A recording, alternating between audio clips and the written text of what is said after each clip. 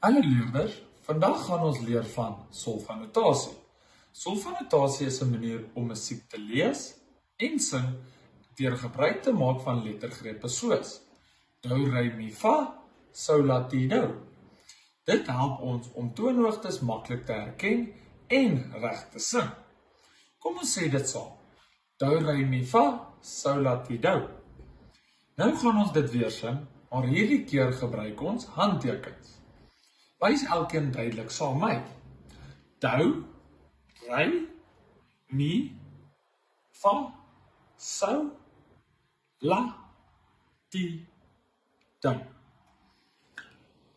Wanneer ons sing, wys ons die handtekens saam met die noot. Dit help ons om die toonhoogte te onthou. Vandag het ons geleer wat solfanotasie is en hoe om die handtekens te gebruik. Solfanotasie help ons om beter te sing en musiek makliker te verstaan. Dankie dat julle saam geluister het.